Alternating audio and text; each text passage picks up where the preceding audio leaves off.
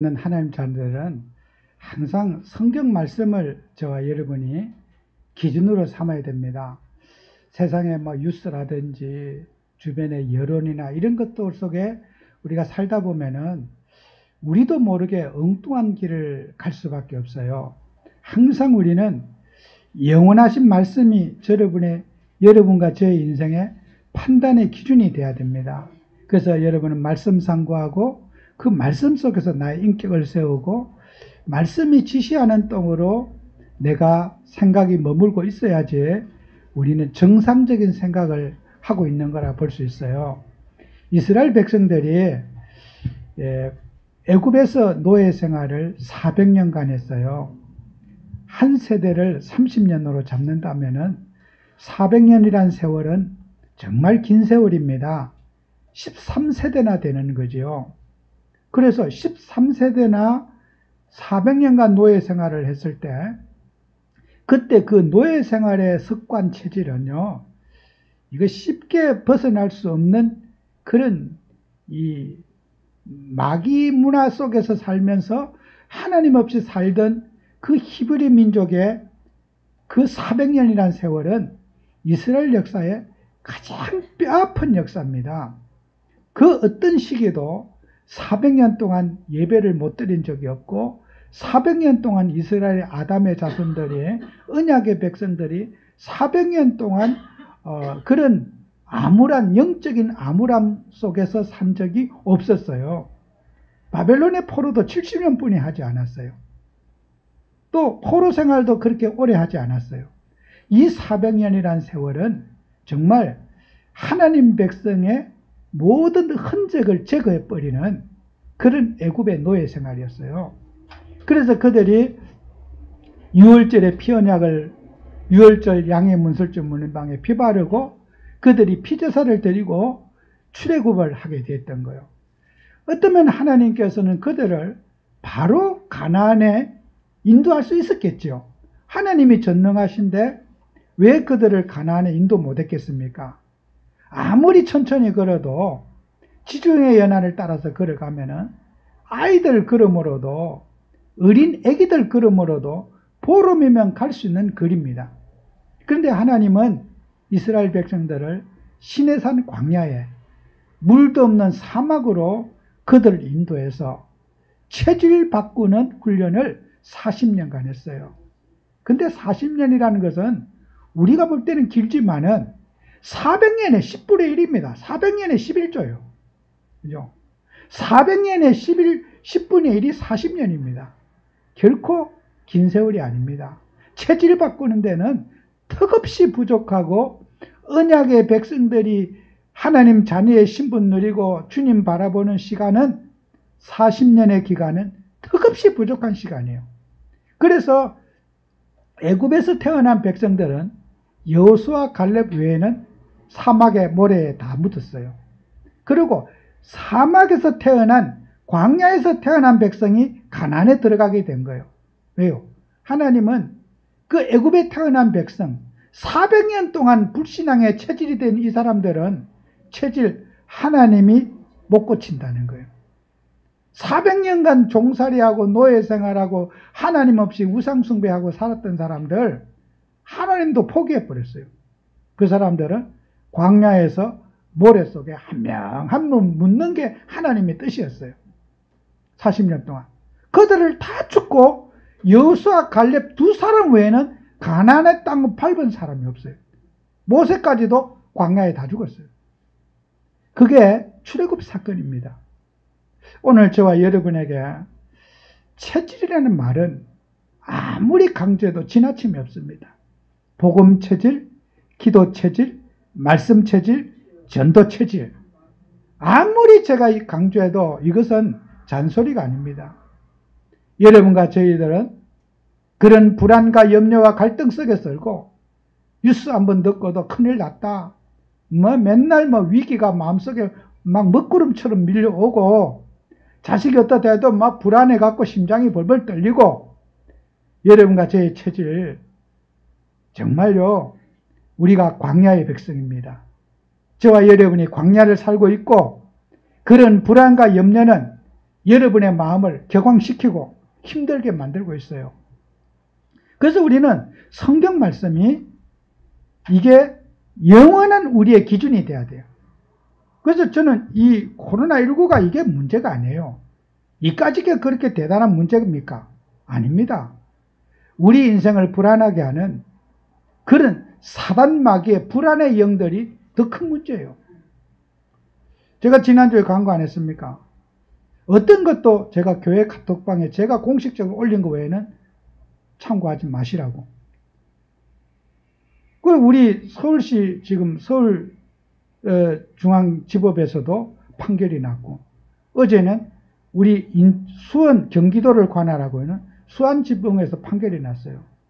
우리가 대면 예배, 작은 교회는 종교처럼 이렇게 예배를 촬영 인원까지 포함해서 드리고, 큰 교회들 몇백 명씩 들어갈 수 있는데 촬영만 하고 모든 성도 못 들어가면 불합리하다고 10% 범위 안에서 예배 드리라고 큰 교회는 큰 교회대로 규정이 내려왔고, 작은 교회는 작은 교회대로 규정이 내려왔어요. 뭐 문제될 게 뭐가 있습니까? 아무것도 문제된 거 없어요.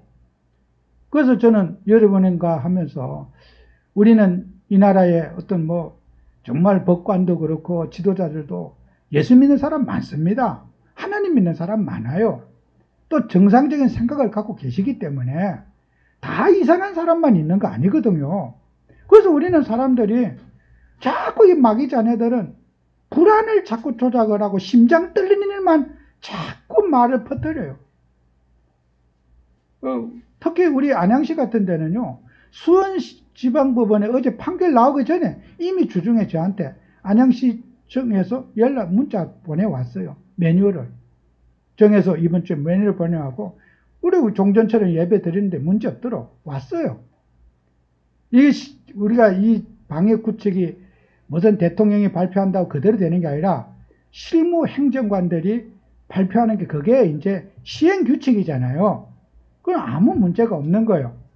그래서 우리는 방역수칙 잘 지키고 지금 예배 드리고 있고, 또 우리 교회도 이제 연세 드신 분들은 이게 이제 주사를 또 예방주사 맞고, 이번 2주 동안에는 이 인원에서 지금 유보를 시켰어요.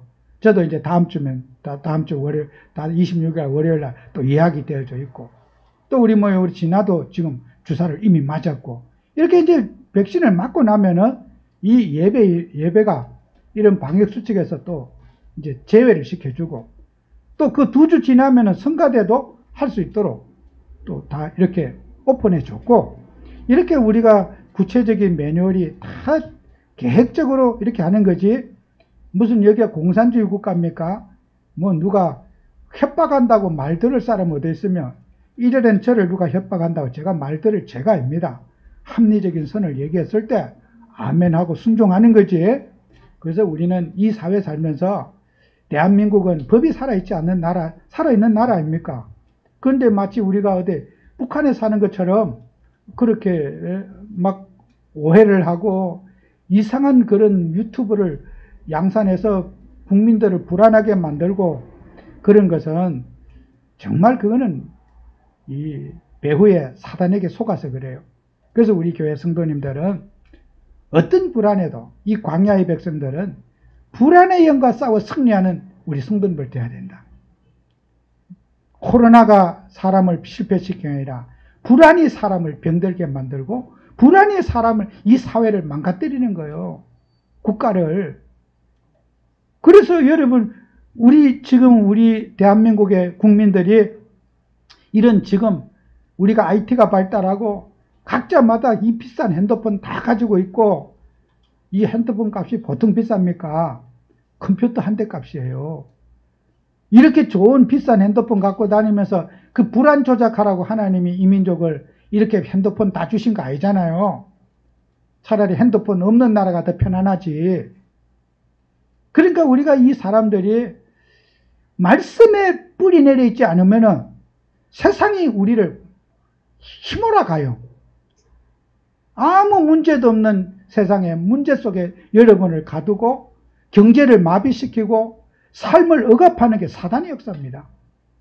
그래서 우리는 정말 하나님 말씀 붙잡고 여러분 승리하시기 바라요. 그리고 우리는 나라를 위해 기도하고 또 우리는 이런 전염병과 싸워서 승리하고 또 우리는 이 수칙을 지켜가면서도 정말 이때도 우리는 복음 전하고 하나님의 일을 감당하는 여러분 되시기를 축원합니다.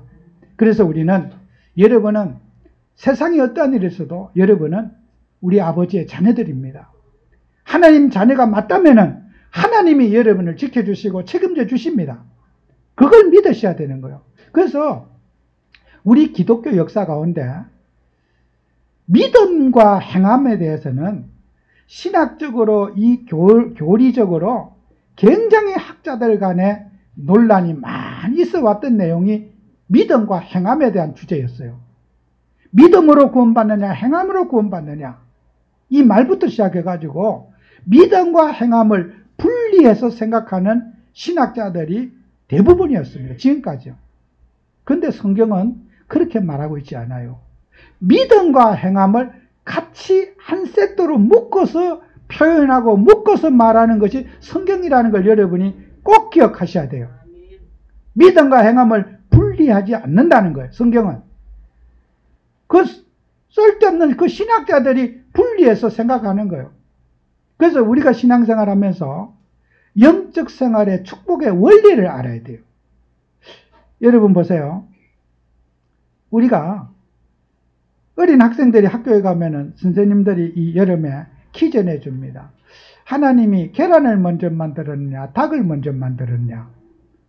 계란이 먼저냐, 닭이 먼저냐?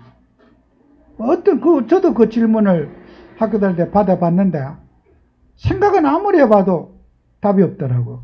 계란이 먼저 나왔냐? 닭이 먼저냐?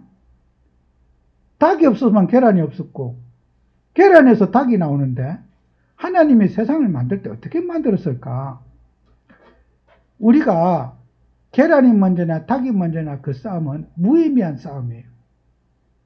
행함과 믿음이 바로 그런 거죠. 여러분이 이 식물이요. 뿌리가 튼튼해서 뿌리가 튼튼해야지 잎이 튼튼하다. 그 말 틀린 말이에요. 그 잎이 튼튼해야지 뿌리가 튼튼하다. 이 말도 틀린 말이에요. 뿌리와 잎은 공존의 관계예요. 뿌리가요, 여러분이 땅에다 이제 우리가 화초를 심고 식물 심으면요, 거름을 하잖아요. 거름을 하면요, 뿌리가 흡수를 해요. 뿌리가 그걸 양분을 흡수를 하잖아요. 그 양분이 흡수한 양분은요, 에너지는 아니에요. 파워는 아니에요. 그거 이제 물관을 타고 쭉 올라가서 어디까지 올라가느냐? 잎까지 쭉 뿌리에서 빨아들이는 게 잎으로 올라가요. 그리고 잎으로 올라가면 잎에서는 어떻게 해요? 햇빛을 딱 받으면은 거기에서 에너지가 나와요. 잎에서 에너지를 생산을 해요. 햇빛을 보고 뿌리에서 올라간 양분이 잎까지 올라가서 잎에서 에너지를 딱 받아가지고 햇빛을 받으면 에너지가 나와요. 그 에너지가 어떻게 또 만들어지면 잎에서 만든 에너지는 어디로 가요? 다시 뿌리로 타고 내려가요. 뿌리가 내려가면서 줄기가 굵어지게 되고 꽃이 피게 되고 다시 뿌리가 더 크게 뻗어나가게 돼요. 뿌리가 잎을 살리고 잎이 뿌리를 살리는 같이 한 몸이에요. 뭐 하나만 특별히 건강해야 된다가 아니라 뿌리가 잎을 살리고 잎이 뿌리를 살리는 하나의 세트로 움직이게 되는 거예요. 그걸 가지고 우리는 아이들이 학교에서 광합성 작용이다 그렇게 배우는 거예요. 햇빛을 봐야지 그거 이제 영양 에너지를 만들어서 나무도 굵어지고 꽃도 피고 열매도 맺고 이제 왔다 갔다 올라갔다 내려갔다 이제 그 에너지가 왔다 갔다 하면서 굵어지고 막 꽃도 피고 자라고 열매를 맺게 되는 거예요. 우리의 신앙이 그렇습니다. 믿음과 행함은 믿음이 있으면은 행함이 믿음을 세우게 되고 믿음이 행함을 세우게 되는 이게 같이 움직이게 되는 거죠.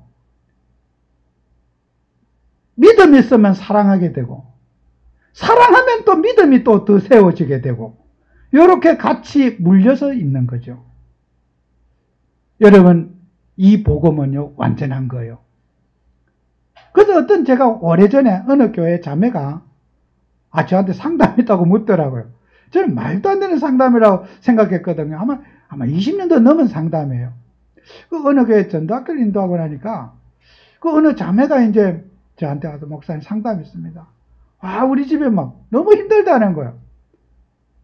두 자매가 사는데 그리스도만 누리면 된다고 빨래도 안 하고 자기 회사 갔다 오면 밥도 안 하고 누워있다는 거예요. 청소도 안 하고 미치겠다 이거요. 복음만 누리면 된다고 그래가지고 근데 밥도 안 하고 그러면 나는 회사 갔다 와서 직장 갔다 와서 빨래하고 밥하고 청소하려면 지는 복음 누리고 그럼 나는 그나마 무수리처럼 회사 갔다 와서 돈 벌어와야지 빨래해야지 밥 해야지. 설교는 그렇게 들었는데 교회에서 말은 맞는 것 같은데 내가 죽겠다 이거 이럴 때는 어떻게 해야 되냐고 묻더라고 저한테. 여러분 그런 질문 그리스도만 누리면 다 돼. 그러니까 제가 간단한 대답을 했어요. 자매님도 하고 싶지 않으면은 내 밥 내가 해먹고 내가 누울 자리 내가 닦고 본인 뭐 거지처럼 딸든지 내 밥 내가 먹고 내 밥 내가 먹고 본인이 굶든지 말든지 그건 누림이라 하면 된다 안 해 그랬더니 그렇게 또 어떻게 하냐는 거야.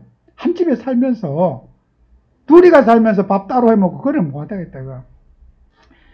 복음이 사람 잡는 거지요. 어떤 사람은 복음이 사람을 생고생시키고 어떤 사람은 혼자 일을 다 해야 되고 그게 우리가 복음에 대한 이해가 부족해 그런 거예요. 사랑하면은 믿음이 세워지고 또 우리가 믿음과 이 헌신은 한 몸이지 이게 분리될 수 없는 일이거든요. 그래서 우리가 그 초창기에는 복음운동 하면서 정말 그런 많은 이렇게 영적으로 갈급한 분들이 와가지고 말도 안 되는 논리 가지고 사람들의 마음을 시끄럽게 했어요. 힘들게 했어요. 여러분 그리스도는 뭔지 압니까? 여러분이 헌신하고 사랑하고 섬긴 것은 믿음 생활에 큰 도움이 돼요. 발판이 돼요. 믿음이 먼저냐 행함이 먼저는 따질 필요가 없는 거예요. 한 몸이에요. 헌신이 믿음을 더 좋게 만들고 믿음이 또 우리가 또 더 헌신을 일으키게 만드는 서로가 주고받고 거래되면서 계속해서 성장하는 거지 그게 분리될 수 없다는 거죠. 바늘과 실처럼. 정말 우리 교회 성도님들이 믿음의 축복을 받으시고 세계복음화의 응답 축복받는 증인 되셔야 돼요. 그죠?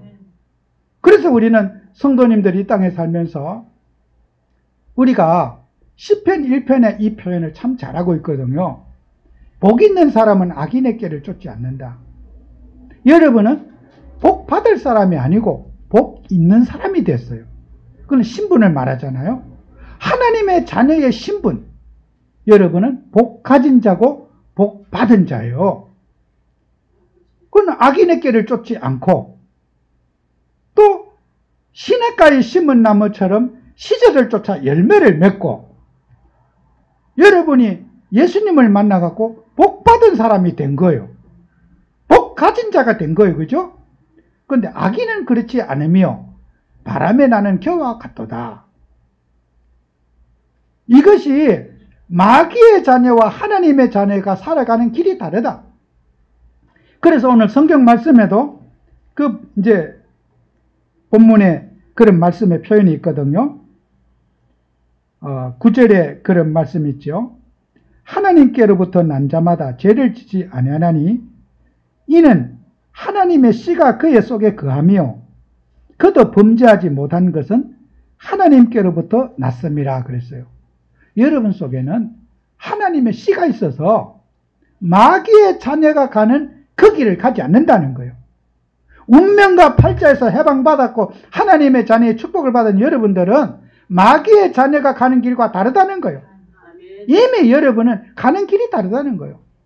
우리 속에는 하나님의 씨, 성령이 여러분 안에 거하신다는 거예요. 오늘 우리 교회 다니는 성도님들에게 우리는 하나님이 여기에 보면은 요한일서 3장 8절에 보면은 죄를 짓는 자는 마귀에게 속하나니 그랬어요. 죄를 짓는 자는 마귀에게 속한다 그랬어요. 저도 죄를 짓고 여러분도 죄를 지을 겁니다. 그렇다고 우리가 마귀에게 속했느냐? 하나님께 속했습니다. 우리의 죄는, 우리는 문제 앞에, 사건 앞에 어떤 그 일어나는 죄는 반복적인 죄가 아닌 거예요. 이 죄를 짓는 자는 이 뜻은 반복적으로, 습관적으로, 악의적으로 계속 죄를 짓고 있는 자, 그 표현을 원문에서 하고 있는 거예요. 저 죄 지었다고 제가 마귀에게 속한 거 아니에요. 마귀에게 유혹 잠깐 받은 거지. 제가 마귀에게 속한 게 아니라 하나님께 속해 있는 하나님의 자녀인 거예요. 아멘. 여러분도 화를 내거나 어떤 문제 앞에 죄 지을 수 있어요. 마귀 들린 거 아니에요. 하나님께 속해져 있어요. 믿으시기 바랍니다. 아멘. 우리 죄가 없어서 천국 가는 거 아니에요. 수 없는 죄가 있음에도 불구하고 우리는 하나님께 속해져 있다는 거예요. 습관적으로 반복해서 계속해서 고의적으로 악행을 일삼는 마귀에게 종로로 타는 그 죄하고 여러분의 죄하고는 근본적으로 다른 거예요. 여러분의 죄와 불신자의 죄가 같은 줄 압니까? 불신자는 죄 속에 빠져 있고 죄에 사로잡혀 있고 죄의 터널 속에 못 빠져나오는 거예요. 여러분은 빠져나왔고 우리는 순간순간 유혹을 받는 것뿐이에요. 용서받은 죄인 거예요. 죄에서 저와 여러분은 해방받았습니다. 그래서 불신자는 죄의 습관 속에 갇혀져 있다. 그래서 그 죄의 습관 속에 갇혀 있으면서 어떻게 됐냐? 거듭나지 못한 영적 상태에 불신자는 놓여져 있어요. 그래서 에베소서 베드로후서 2장 22절에 보면은 개가 토하였던 것에 돌을 눕고 돼지가 씻었던 곳에 돌을 넣는다 그랬어요. 그 말이 무슨 말이냐면요. 요즘 개들, 도시의 개들은 이해가 안 되죠. 깨끗하게 집에서 뭐 기르고 이러니까 개가 정말 사람보다 더 대우받고 뭐 개도 병원에 다니고 아주 뭐 난립니다, 지금. 개 병원도 잘 되고 개 성형도 잘 되고 뭐 개도 수술 많이 해줘요. 개 산업이 아주 진짜 개같이 많이 되고 있어요. 아주 엄청 개 산업이 이 나라에 어마어마한 시장이래요. 근데 그런 개가 아니고 버려진 이제 들개 집에 옛날에 시골에서 키우던 개들은요. 개는 음식을 먹을 때 이렇게 씹어서 먹지 않아요. 개 음식 먹는 거 보세요. 그냥 한번 확 물어가지고 꿀꺽 넘겨요. 그러다 보니까 이게 날이 굳거나 이러면 급하게 막 꿀꺽 넘겨요. 그러다 또 토해버리게.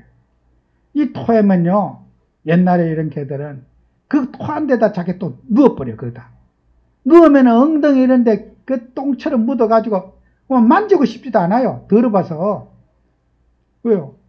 자기가 토한 음식에 그 돼지도요.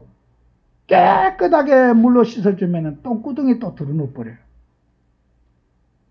아무리 이들에게 깨끗하게 해줘도 죄의 습관 속에 죄의 그 터널 속에서 이들이 딱 빠져 있어요. 성령으로 거듭나지 않으면 이 속에서 못 빠져나온다는 거예요. 아무리 가르쳐도 아무리 훈계해도 아무리 뉘우쳐도 또 그 자리에 가서 또 들어눕는 거예요. 그게 불신자의 영적 상태인 거예요.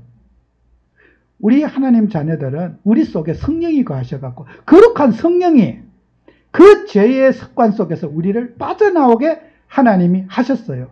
죄의 사슬이 끊어지고 하나님 자녀가 된 거예요. 믿습니까, 여러분요? 이 사실 여러분 믿어야 돼요. 불신자는 거듭나지 못해서 죄의 터널 속에 갇혀있고 습관적인 죄를 하고 있고 악의적인 죄를 하고 있고 여러분은 우리가 죄를 지어도 악의적인 죄가 아니라 정말 우리가 부지 중에 어떤 유혹을 받아서 그렇게 하는 죄하고는 근본적으로 죄가 다른 거예요. 똑같은 행동이지만은 여러분의 죄와 불신자의 죄는 구별해서 생각해야 되는 거예요.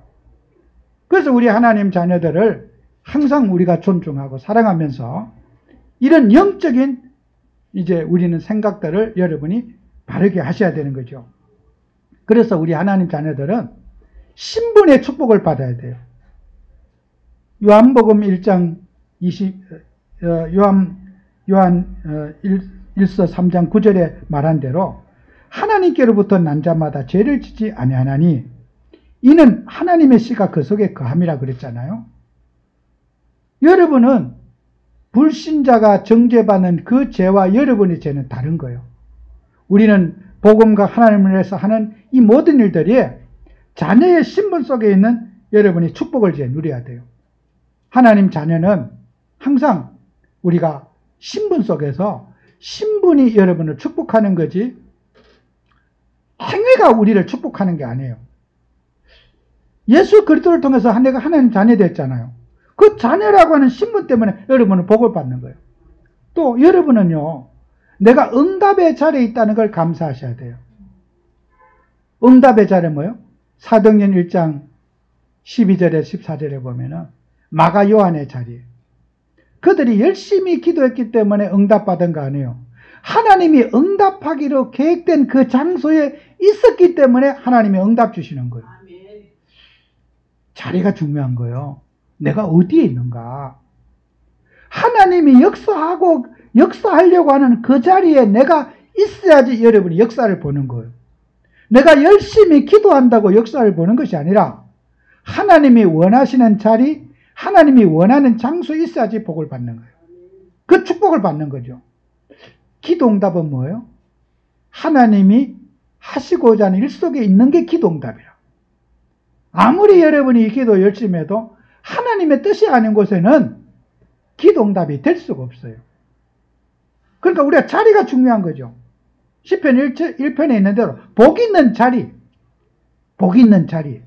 세계복음하는 자리, 전도하는 자리, 하나님이 영혼 구원을 하는 선교의 자리, 그 자리에 있으면서 여러분이 축복을 받는 거예요. 응답의 자리에 있어야 되는 거예요. 그리고 또 여러분들은요, 성취의 자리에 있다는 걸 여러분이 감사하셔야 돼요. 말씀이 성취되는 자리. 사도행전 2장 14절에서 21절에 보면은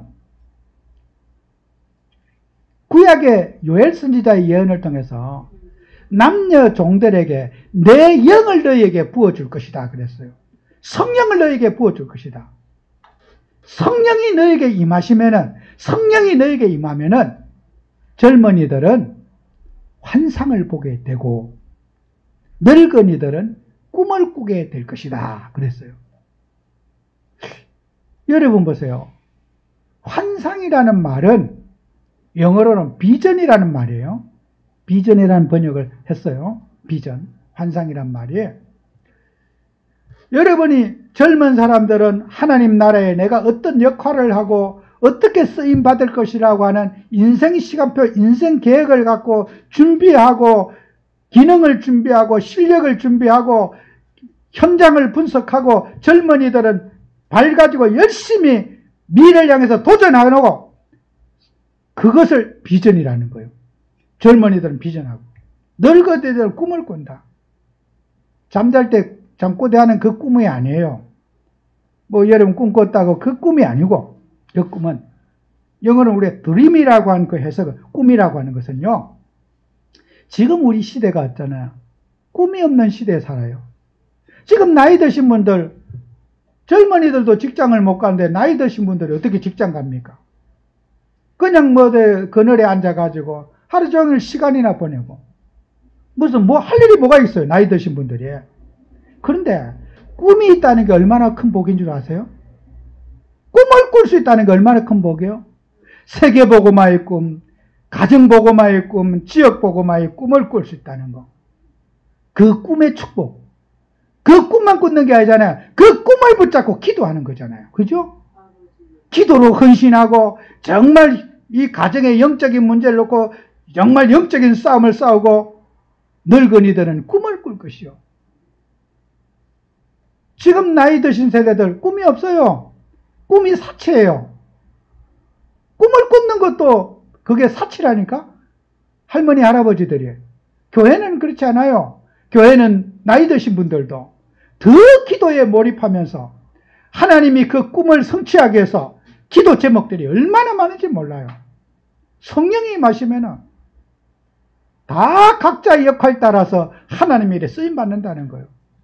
그게 젊은이는 환상을 보고 늙은이는 꿈을 꾸게 될 것이다. 그죠? 또 우리 젊은 사람은 예언을 할 것이요. 이 말이요. 예언이란 말은 돌아다니면서 점치는 말이 아니에요. 메신저로 쓰임을 받는다는 뜻이에요. 말씀을 성취하고 말씀을 전달하고.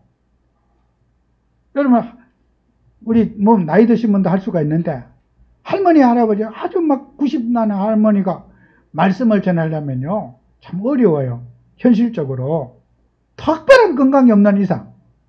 젊은이들은 뭡니까? 머리가 있지요. 막 말도 빠르지요. 메시지를 전달하고 영혼을 살리는데 말씀 사역자로서 전달할 수 있는 역할을 할 수 있는 거죠. 그래서 각자 시간표에 따라서 역할들이 다 있다는 거예요. 여러분이 성령이 역사하시면은 교회 안에는 모든 사람이 각자의 역할 따라서 하나님이 심부름을 하게 된다는 그 말씀이 요엘서 2장에 있는 예언의 말씀이 여러분에게 성취된다는 거예요. 그게 사도행전 2장 14절 21절 사건이에요. 21절에 뭐라고 했어요? 누구든지 주의 이름을 부르는 자는 구원을 얻으리라. 이 구원 사역에 여러분을 다 쓰신다는 거예요. 여러분의 직업도, 여러분의 건강도, 여러분의 인생도, 여러분의 성품도, 여러분이 가지고 있는 모든 것을 하나님의 도구로 쓰신다는 거예요. 그게 성령이 역사하는 거예요. 성령이 역사하면은 여러분 나쁜 성질 가지신 분도 나쁜 성질도 복음의 도구로 쓰시는 거예요. 급한 사람도 급하게 쓰시는 거예요. 느린 사람은 느리게 쓰셔요. 버릴 게 아무것도 없어요. 성령이 역사하면요, 여러분이 나는 막 이런 문제가 많아요. 버릴 게 하나도 없다니까요. 하나님이 여러분을 적당하게 만드셨고 너무나 소중한 사람들인 거예요. 하나님의 필요에 따라 여러분을 주의 도구로 사용하신다는 거예요. 내가 상처에 머물던 내가 상처를 벗어버리고 도구로 쓰신다는 거예요. 그래서 오늘 우리 교회 성도님들은 두 가지의 길을 여러분이 잘 기억해야 돼요. 창세기 4장에 보면은 가인의 길이 있고 아벨의 길이 있어요. 가인은 어떤 사람의 길을 갈았냐? 가인은 농사하는 자였는데 곡식으로 하나님 앞에 예물을 드렸는데 하나님 받지 않았고, 아벨은 목축하는 자였는데 양과 기름으로 예배 드렸는데 하나님이 아벨의 예배는 받고 가인의 예배는 받지 않았어요. 그래서 하나님이 이 가인이요 얼마나 기분이 나빴는지 안색이 변했다 그랬어요. 하나님의 은혜를 받지 못하고 예배에 승리하지 못하면 얼굴에 혈기가 등등하고 분노가 치밀어오고 상처가 꽉 차 있고 감정이 꽉 차 있고, 그게 가인의 모습이에요. 여러분 매일마다 이제 거울 보면서 화장만 하지 말고 내가 가인의 얼굴인지 아벨의 얼굴인지 그냥 그걸 진단을 이제 해보셔야 돼요. 나는 가인의 얼굴로 사는지, 은혜 받아가지고 얼굴이 그냥 밝고 감사하고 막 웃으며 사는 건지, 인상 찡그리고 원망과 감정으로 꽉 찌들려 있는지, 이게 가인의 얼굴과 아벨의 얼굴을 진단하며 살아야 돼요. 근데 사탄 마귀는요, 가인이 예배 잘못 드렸으면은 하나님이 지적을 하면은 야, 너 얼굴 펴라. 좀 다리밀은 네 얼굴부터 좀 펴라. 너 얼굴 왜 그 모양이냐? 인상 찡그리고 지금 막 씩씩거리고 이 더운데 돌아다니냐? 하나님이 그렇게 말하면요, 말씀하면 하나님 죄송합니다. 예배 똑바로 드리겠습니다. 이러면 되잖아요. 이게 또 하나님을 대드네. 내 얼굴 갖고 탓한다고. 왜 찡그리냐고. 내가 언제 하느냐고 하나님한테 또 대들어요. 하나님이 가인을 사랑해서 야, 얼굴 펴라. 좋은 말 할 때 펴면 될 거 아니에요. 근데 이게 안 펴. 감정을 가지고 마귀가 가인의 마음에 감정을 갖게 하고 정오를 갖게 하고 분노를 갖게 갖고, 동생이 예배 잘 드리고 은혜 받고 빵긋거리는 모습이 화낸 사람 보면 속이 다 뒤집어지는 거예요. 나는 지금 속상해 죽겠는데 저 자식은 얼굴에 웃고 있네, 이빨을 보이네. 웃는 모습이 분노가 더 일어나는 거예요. 참 안타깝죠, 그죠? 웃는 모습이 그렇게 기분이 나쁜 거예요. 마귀가 들리니까. 그 웃는 이쁜 동생을, 명랑한 동생을, 은혜 봐서 사랑스러운 그 동생을 덜에 데리고 나가서 돌로 때려 죽여버린 거예요. 참, 인류의 처자들 가인이 살인을 저지른 거예요. 여러분, 사단 마귀는요, 분노와 감정을 딱 붙잡게 해요. 서운한 마음, 섭섭한 마음, 그걸 딱 집중하게 만듭니다. 집착하게 만들어요. 여러분, 부부간에 살 때도요, 서로 웃고 즐겁게 한밥상에서 밥 먹었던 게 더 많지, 싸웠던 것보다는 어느 집든지. 그런데 사람은 어떻습니까? 마귀가 역사하면은 섭섭하게 했던 것만 딱 기억하지, 즐겁게 밥 먹고 자식들과 웃고 막 즐겁게 지냈던 건 다 잊어버리게 만들어요. 상처만 딱 기억하게 만들지 즐거웠던 기억은 싹 지워버리게 만드는 게 사단의 역사예요. 성도들과의 관계도 그래요. 늘 즐겁고 기쁘게 막 나눴잖아요. 어떤 한 가지 점과 같은 일을 딱 마음에 기억하게 해가지고 감정을 딱 집착하게 만드는 게 사단의 역사예요. 가인도 훗날 기가 막힐 거예요. 내가 왜 그랬던가? 내가 왜 사랑하는 동생을, 같이 놀던 동생을 왜 죽였을까? 마귀에게 사잡히면은 사고 치는 거예요. 그죠? 가인이 그 훗날 정말 두려움에 떨었어. 나를 만나는 자가 나를 죽일까 겁납니다. 내가 하나님 자녀인 내가 사랑하는 동생을 죽인 이런 필연적인 범죄를 저진 내가 어떻게 하나님 앞에 설 수 있냐고 본인이 고통을 받는 거예요. 여러분과 저는 지금도 마귀는 가인이 붙잡은 감정, 가인이 붙잡은 상처, 이걸 사단 마귀가 붙잡게 하는 거예요.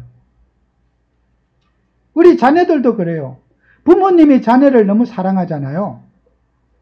그런데 우리 엄마는 나를 너무 미워해. 나를 너무 무시해. 그게요, 자녀가 사단에게 사로잡혀서 그 생각하는 거예요. 제가 그걸 봤어요. 제가 오래전에 예배를 드리러 어느 자매하고, 그때 한 40이 안 된 자매인데요, 중증 이렇게 질환을 가졌는데, 이제 병원에 가서 이제 하는데요, 의사가 그 상담하는데, 그 어머니가 저한테 얘기하는 거예요. 우리 아이가 그 병원 의사한테 그걸 자기 살아온 걸 쓰는데, 내가 6살 때 언니는 놀이공원에 데려가고 자기는 놀이공원에 안 데려갔다는 거예요. 나를 혼자 무시하고. 근데 그걸 상처를 6살 때 있었던 걸 40이 되도록 갖고 있는 거야. 엄마는 나를 미워하고, 나를, 엄마 입장에서는 가슴을 칠 일이죠.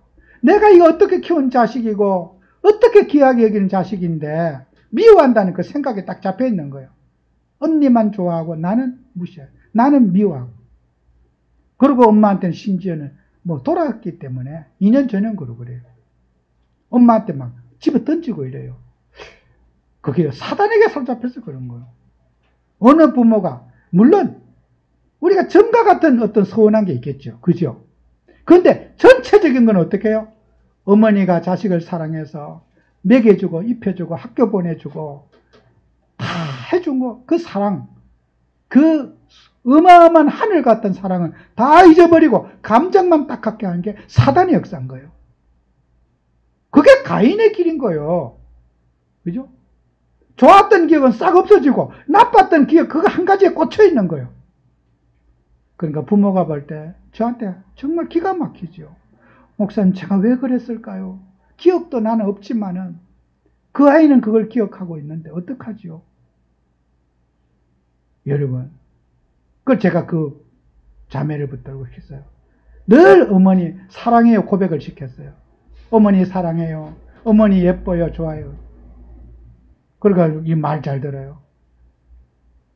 그는 저 없을 때도 엄마 존경해요. 사랑해요. 다 고백하대요. 엄마가 고마워하고 눈물을 쫙 뚝뚝 흘리더라고. 왜요? 어머니가 어떻게 자식을 미워할 수 있어요? 그럴 수가 없거든요. 근데 사단 마귀는 그렇게 감정으로 사람을 몰아가는 거예요. 참 마귀 나쁜 놈이죠. 그죠? 정말 마귀는요, 완전히 결박시켜 버려야 돼요. 정말 악한 영이에요. 사단 마귀는. 그래서 우리 예수님이 오셔서 요한일서 3장 8절 때 하나님의 아들이 이 땅에 오신 것은 마귀를 멸하러 오셨다 그랬어요. 감정과 분노와 탁 몰고 가는 이 사단을 예수님이 멸하기 위해서 주님이 오신 거예요. 여러분, 우리 예수님이 이 사단 마귀를 정말 박살내게 오셨거든요. 그 그리스도를 누리는 여러분 되시기를 축원합니다. 기도하겠습니다. 주님, 우리 교회 성도님들 축복하셔서 이번 한 주간도 정말 복음 가진 하나님의 자녀가 그리스도를 사랑하며 하나님을 최고로 사랑하며 섬기는 종들이 되게 해 주옵소서. 예수님 이름으로 기도드립니다. 아멘.